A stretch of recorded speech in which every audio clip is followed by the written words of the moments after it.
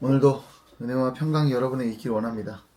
처음 시작 말을 어떻게 보면 서신의 어떤 형태, 우리가 또 어제 나누었던 서신의 형태처럼 은혜와 평강이 있기를 원합니다 라는 어떤 그런 인사말로 시작해봤습니다. 오늘 계속해서 우리 계시록을 함께 살펴볼 텐데요. 드디어 이 계시록의 환상이 이 요한이 보았던 그 환상을 살펴보는 시간이 되었습니다. 어떤가요? 오늘 등장하는 환상은 바로 이 예수님께서 등장하시는 그 환상이죠. 그래서 우리가 이제 앞으로 이 환상들을 어떻게 살펴봐야 될지, 어떤 식으로 해석해야 될지에 대해서 우리가 조금 잠깐 이야기를 나누고 또 들어갈 필요가 있을 것 같습니다. 이 사실상 이 계시록 같은 경우는 이 장르상 묵시문학이라고 합니다. 그러니까 이 묵시문학은 일명 그림 언어라고도 하는데요. 그러니까 언어인데 그림을 통해 보여준다라는 거예요. 거기에 다양한 것들, 의미와 이런 것들을 담아서 전달하기 때문에 그 뜻을 밝히 알아내는 것이 중요하다라는 겁니다. 근데 사실 이게 우리가 어려울 수 있지만 당대 사람들은 그렇게 어렵지 않게 느꼈을 수도 있어요. 특히 교회 안에서는요. 이를테면 우리가 그림 언어 하면 뭐가 떠오를까? 딱 떠오르는 게 많지 않은데 혹시 서른즈음에란 노래 아시나요? 김광석 씨가 불렀던, 제가 20살 때 되게 좋아했던, 20대 때부터 좋아했던 노래인데 그 노래 가사말에 처음 보면 이렇게 돼 있어요. 또 하루 멀어져 간다 내 뿜은 담배 연기처럼. 그러니까 이 하루가 멀어져 가는 것을 내 뿜은 담배 연기 같다라고 이렇게 묘사를 하죠. 여러분 이거 가지고 뭐 내 뿜은 담배 연기가 얼마나 해롭고 또 그 연기는 얼마간 나타났다가 사라지고 막 이런 거를 분석해서 보시는 분 있나요? 그렇지 않죠. 그 담배 연기와 이 하루에 대한 어떤 그런 이미지와 어떤 그런 의미들을 우리가 생각할 수 있어요. 어떻습니까? 뭐 담배 연기 금방 있는 것처럼 보이지만 또 금방 사라져가는 그런 어떤 오늘날의 어떤 하루에 대해서 그렇게 담배 연기를 묘사한 거고, 또 그렇게 생각해 볼 수 있죠. 쓰잖아요. 담배 연기가 굉장히 쓴 어떤 하루의 인생들에 대한 어떤 그런 표현도 될 수 있을 것 같습니다. 그러니까 사실상 상징 언어는요 무궁무진해요. 그림 언어는 무궁무진하기 때문에 하나의 뜻으로만 풀이되지 않는 것을 우리가 조금 짐작해 볼 필요는 분명히 있습니다. 그래서 이 해석의 다양성에 대해서 우리가 충분히 열어놓고 봐야 되고요. 그리고 뿐만 아니라 우리가 묵시 장르라고 말씀드렸지만 우리가 어젯날 또 봤던 건 뭐예요? 서신서였죠. 다양한 장르입니다. 그러니까 단순히 이거는 뭐 시면 시다, 뭐다 이렇게 딱 나눌 수 없고, 이 계시록을 복합 장르로 여러 가지 하나의 렌즈, 묵시의 렌즈로만 이걸 볼 것이 아니라 다양한 렌즈를 가지고 이 계시록을 살펴봐야 된다라는 걸 우리가 잊지 않았으면 좋겠습니다. 그래서요, 이 계시록은요 또한 우리가 먼저 접근할 때는 문자적으로 접근하는 일들이 굉장히 중요합니다. 그냥 단순히 모든 걸 상징으로만 이해하고 해석해서는 안 된다는 거예요. 실질적으로 나타날 수 있는 일이고요. 그리고 그가 직접 보았던 환상인 것입니다. 그래서 일단 기본적인 태도에서는요, 우리는 먼저 문자적으로 바라봐야 되고요. 그리고 나서 이 상징들을 또 바라보고 그것이 우리에게 그림 언어로서 주는 의미가 무엇인지를 밝혀봐야 된다라는 겁니다. 우리가 이거를 문자적 해석을 소홀히 하게 되면 어떤 일이 벌어질까요? 계시록 말씀의 본질과 뜻을 훼손시켜 버릴 수 있다는 거죠. 이렇게 더 급진적으로 나아가면 어떻게 되냐면 실제로 요한이 보고 들은 것은 없다. 그는 어떤 의미를 담아서 상징을 가지고 그림 언어로 우리에게 메시지를 전하는 것일 뿐이다라고 우리가 이렇게 이야기할 수도 있다는 겁니다. 그래서 기본적으로 이것은 정말로 이 요한이 보았던 환상이고 들었던 것이다 라는 어떤 문자적인 접근을 토대로, 그리고 이 상징들을 지난번에도 말씀드렸죠. 구약에 나타났던 어떤 그런 이미지와, 그리고 계시록 안에서 이미 해석되어지고 풀이되어지고 나타나고 있는 그 이미지에 대한 해석과 어떤 맥락을 가지고 우리가 이 상징들을 하나하나, 이 계시록의 말씀들을 하나하나 풀어가는 시간을 갖도록 하겠습니다. 앞에 서론이 길었죠. 네. 자, 그런데 오늘 한번 9절 말씀을 보시면 이렇게 되어 있어요. 오늘 9절부터 오늘 1장 끝까지 볼 텐데, 요한은 어떻습니까? 우리 형제라고 해요. 뭐예요, 형제라는 거? 우리와 다를 바 없는 교회의 일원이라는 거예요. 우리 중에 하나일 뿐이라는 거예요. 다를 바 없는. 그리고 예수의 환난과 나라와 참음에 동참하는 자다. 이 요한은 예수님의 환난과 나라와 참음에 동참하는 자래요. 예수님도 환난을 겪으시고 참음의 어떤 그런 고난을 겪으셨지만 이 예수님께서 겪으신 이거를 요한도 동참하는 자라는 겁니다. 하지만 우리는 또 이 요한과 어때요? 형제죠. 교회들도. 자, 그 얘기는 뭐예요? 교회들도 역시 환난과 나라와 참음에 동참해야 한다는 것을 우리에게 던지고 있는 겁니다. 여러분, 예수님의 십자가의 길은 예수님만의 길이 아니에요. 그리고 그와 동참했던 누구? 요한만의 길이 아닙니다. 12제자들만의 길이 아니에요. 또한 누구의 길입니까? 이 땅에 살아가는 모든 교회의 길이다라는 것을 잊지 않기를 소망합니다.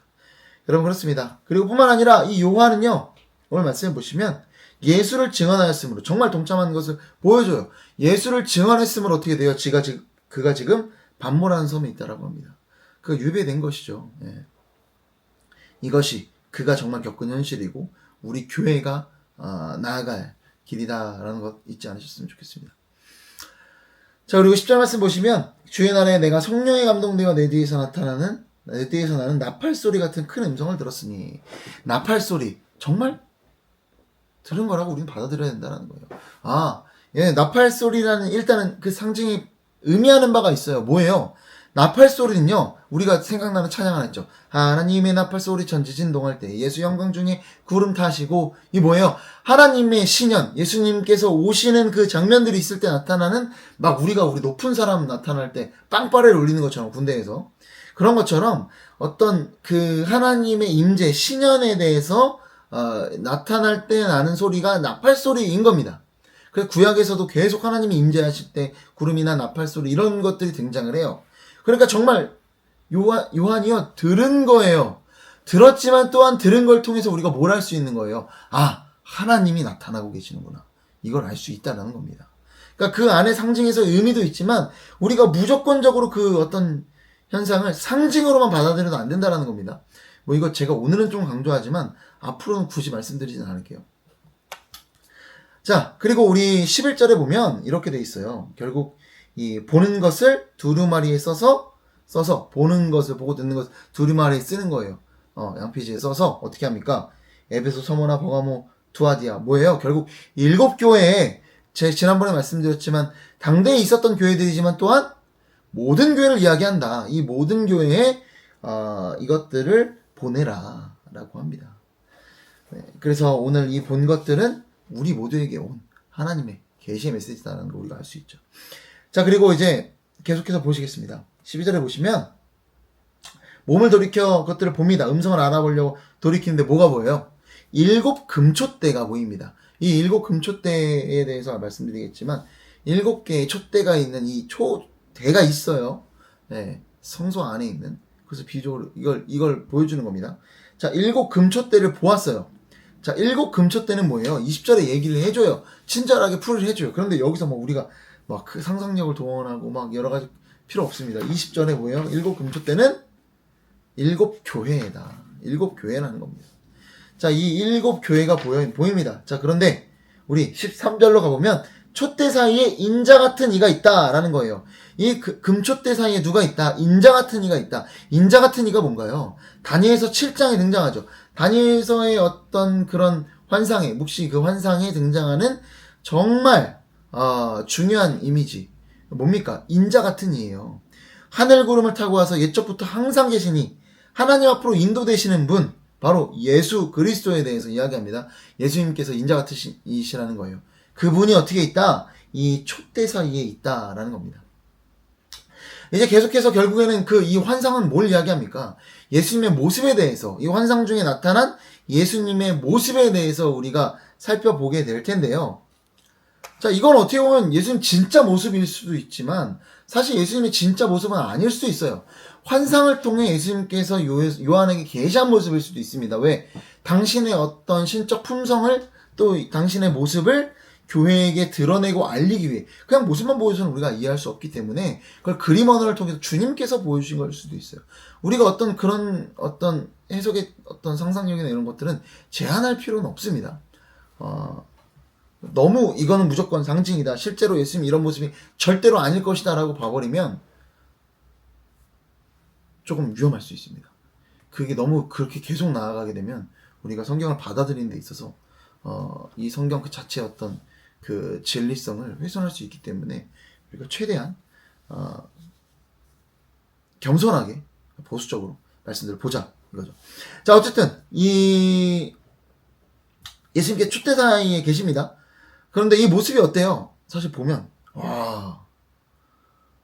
빛난 주석 같고 바른 음성은 많은 물소리 같고 입에서 막 칼이 나오고 손에 막 별들이 있고 오른손에 별들이 있고 이게 어때요? 무섭죠. 이 되게 귀하고 무서운 모습입니다. 자, 그런데 한번 볼게요.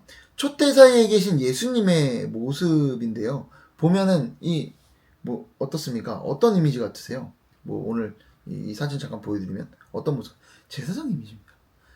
실제로 레위기 6장 10절에 보면 제사장은 세마포 옷이라고 하죠. 세마포 긴 옷을 입고 소파지로 하체를 가리고 하체를 가리는 정말 다리가 끌리는 그 긴 옷을 입었다고 합니다.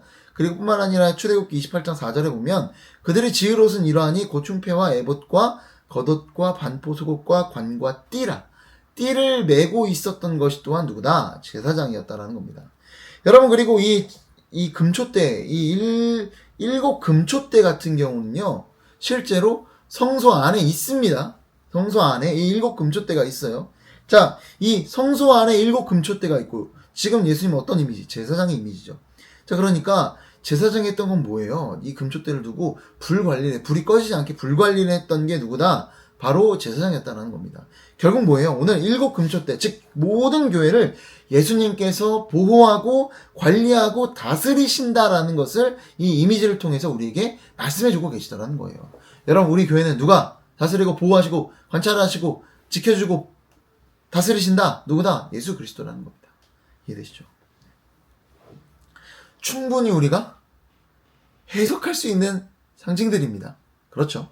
자, 한번 13절부터 16절까지는 이 예수님의 모습에 대해서 한번 쭉 읽어볼게요. 촛대사의 인자 같은 이가 발에 끌리는 옷을 입고 가슴에 금띠를 띠고 그의 머리와 털의 희기가 흰 양털 같고 눈 같으며 그의 눈은 불꽃 같고 그의 발은 풀무불에 단련한 빛난 주석 같고 그의 음성은 많은 물소리와 같으며 그의 오른손에 7별이 있고 그의 입에서 좌우에 날선검이 나오고 그 얼굴은 해가 힘있게 비치는 것 같더라.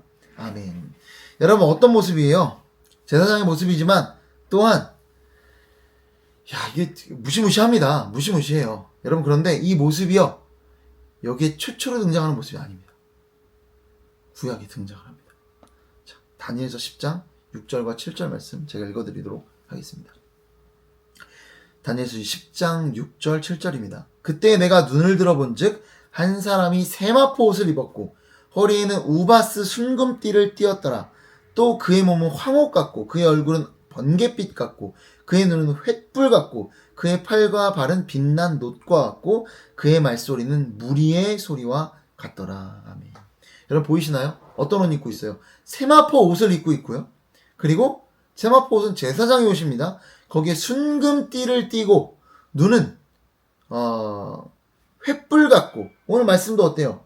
이 14절에 눈은 불꽃 같다라고 하는데 여기는 횃불 같고 팔과 발은 빛난 놋과 같대요. 오늘 말씀에서는 풀무불로 단련된 빛난 주석 같다라고 하는데, 여러분이 주석과 이 놋은요, 빛난 놋은요, 그 헬라어로 보면 구약도 헬라어로 쓰여진 성경이 있습니다.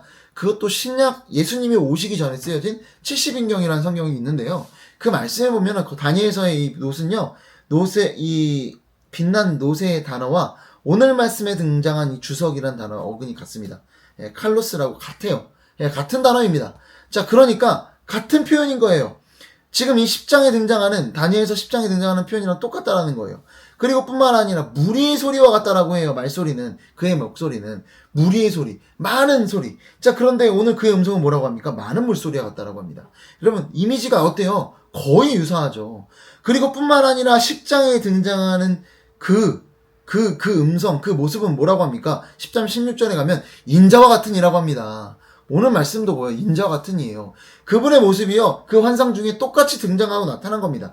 그러니까 뭐예요? 다니엘의 환상 중에 봤던 예수님을 오늘 누구도, 요한도 환상 중에 본 겁니다.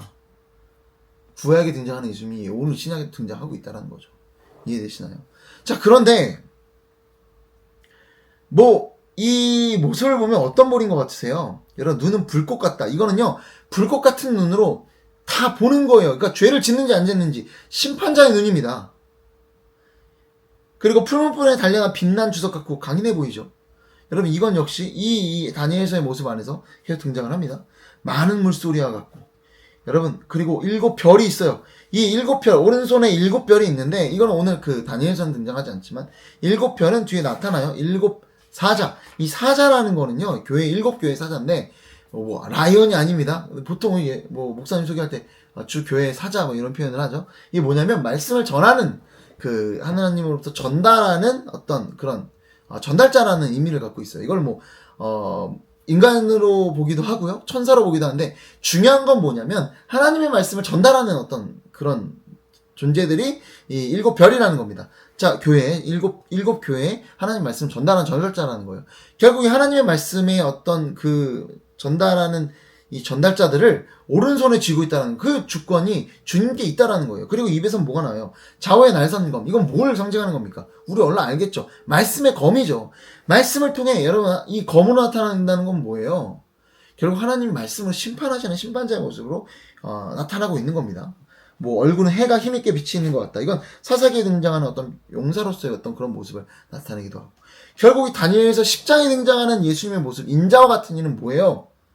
심판자로서의 모습입니다. 그러니까 굉장히 무섭고 두려워 보이는 그런 모습으로 칼도 나오고 막 불꽃같이 쳐다보고 이런 모습이 나타난다는 거예요. 어떤 모습이다? 심판자의 모습이다.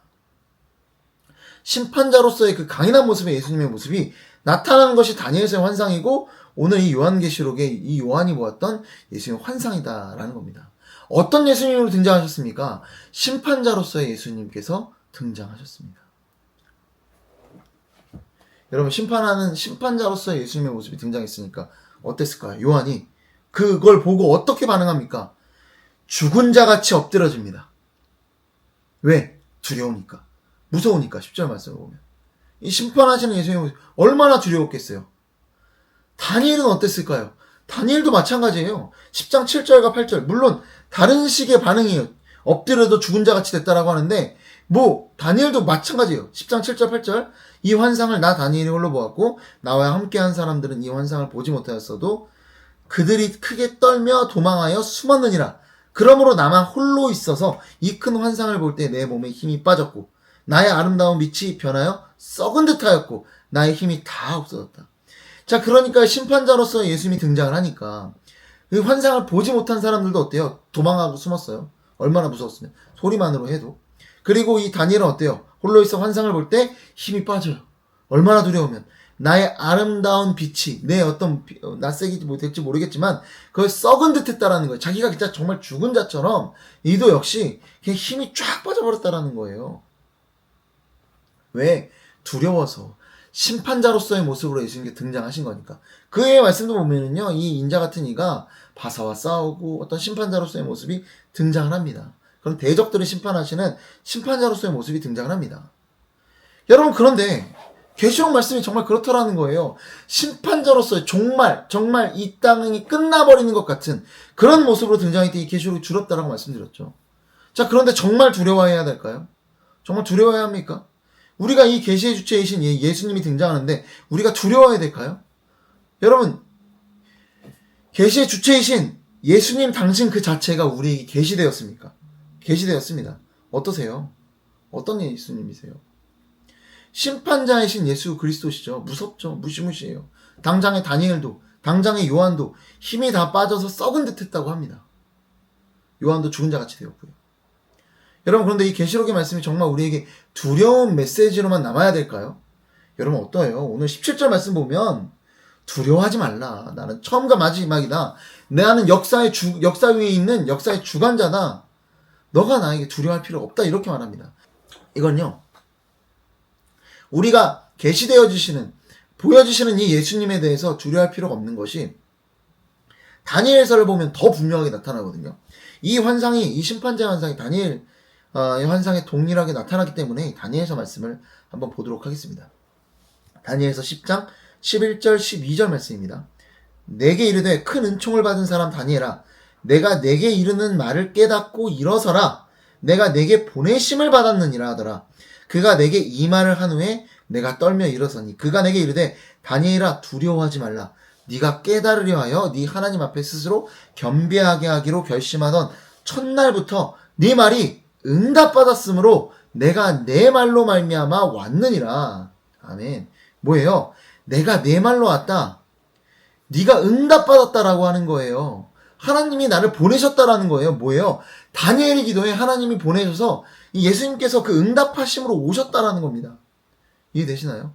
여러분, 이스라엘 어떤 이 하나님 이 성경 안에 어떤 패턴이 있어요. 이스라엘 백성이 부르짖으면 어떻게 돼요? 하나님께서 그걸 들으시고 응답하심으로 보내세요. 누굴 보내세요? 사사기 때 사사를 보내고, 또 이 구약이 끝날 때 누구를 보내세요? 예수님을 보내세요. 구원자를 보내시더라는 거예요. 애굽에서 종살이 할 때 모세를 구원자를 보내시더라는 거예요. 하나님께서. 여러분, 우리가 만나게 될 계시록의 계시 그 자체이신 예수님은 어떤 분이십니까? 우리가 만나게 되는 것. 여러분, 구원자이신 예수님이십니다. 우리의 기도에 응답하시는, 우리가 진정 궁극적으로, 여러분, 다니엘서의 말대로 보면은요, 우리의 진짜 기도, 우리가 진정 바라는, 우리의 궁극적 바람이 실현되는 그것이 바로 이 계시록이라는 겁니다. 이해되십니까? 그럼 기뻐하셔야 돼요.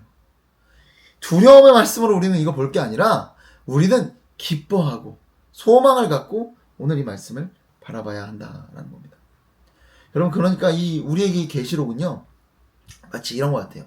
상상을 해보자면, 그러니까 정말 오랜 시간 만나지 못한 애인, 그걸로도 안 될 것 같아요.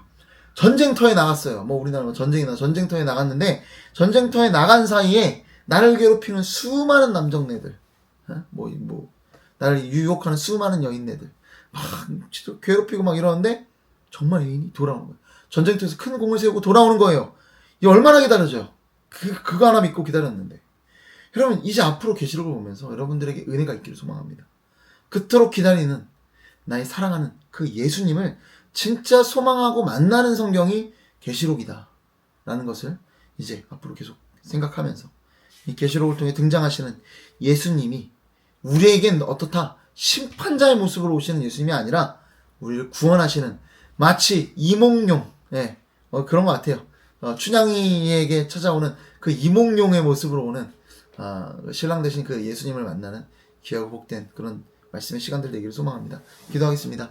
사랑과 은혜가 풍성하신 아버지 하나님, 감사와 영광과 존귀를 주님 앞에 올려드립니다. 주님, 이 계시록이 두려운 말씀으로 우리에게 심판자의 모습의 어떤 예수님으로만 다가오는 것이 아니라 진정 우리가 바라고 바랬던, 그런 우리가 소망을 품었던 구원자이신 예수님을 만나는 시간으로 우리가 기억하고 이 계시록을 볼 때마다 은혜 받고 기쁨으로 소망으로 살아가는 우리 모두가 될 수 있도록 주님 도와주시옵소서. 예수님의 이름으로 기도드립니다. 아멘.